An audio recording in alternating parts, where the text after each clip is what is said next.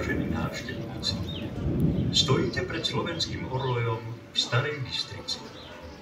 Najväčšia drevená socha na Slovensku je dielom autorov akademických sochárov Viliama a Marcely Lobiškovej a architekta Ivana Jarina. Jej podobizeň predstavuje sediacu Madonu, patrónku Slovenska, ktorej podoba bola najskôr vytvorená v hline a neskôr pretvorená do architektúry.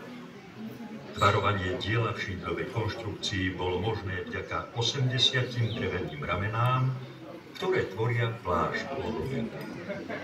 Vo výklenkoch orloja je umiestnených 6 bronzových plastík významných historických osobností.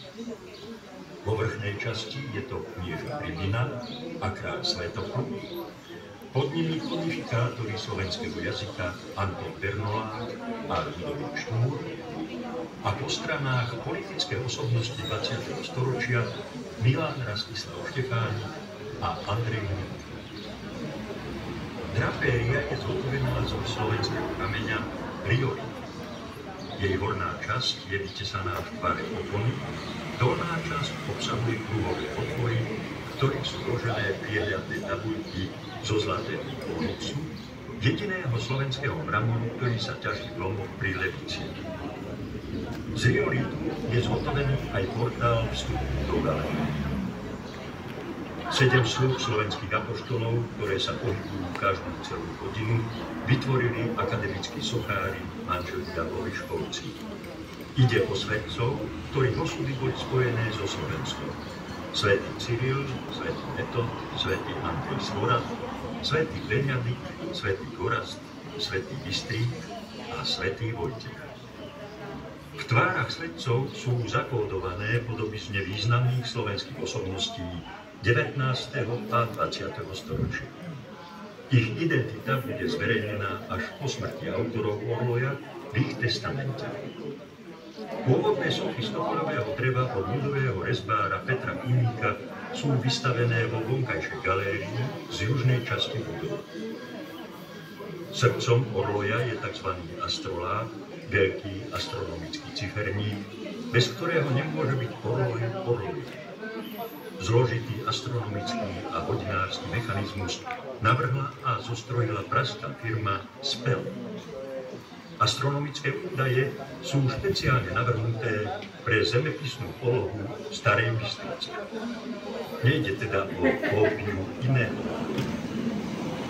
Farebnosť hlavnej kostky astrolábu je daná fázami dňa. Čierna predstavuje noc, teda priestor pod obzorom, červená úsvit a súmrak.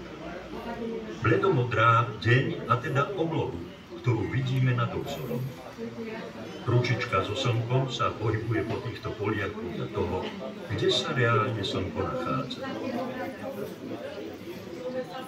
Hlavná doska astrolábu je ďalej delená zlatými lemovkami, ktoré označujú rovník, obratník kraka a obratník kozorožca.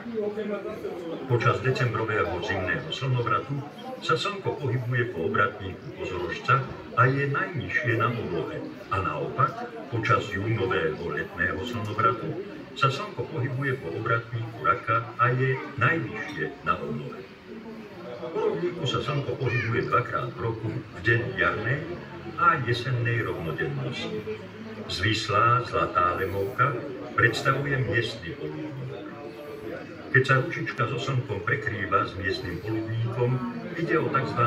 Astronomické poludnie, teda čas, keď je slnko najvyššie na oblohe nad Starou Bystricou. Od tohto momentu sa odvíja tzv.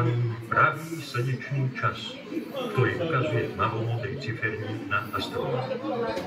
Vzniká tak rozdiel medzi pravým slnečným časom a stredoeurópskym časom, ktorý je zobrazený na samostatných hodinách v hornej časti orloja.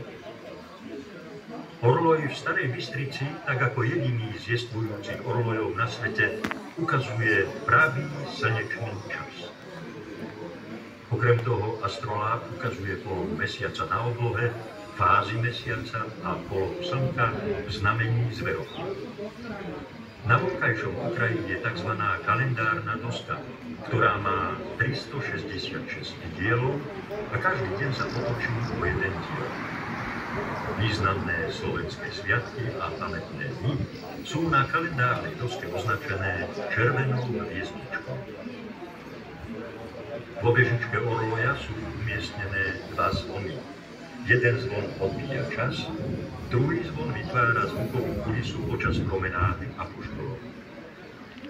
Pod orlojom je turistické informačné centrum, v ktorého priestoroch je malá výstavná galéria, kaviareň a predajný suvenír.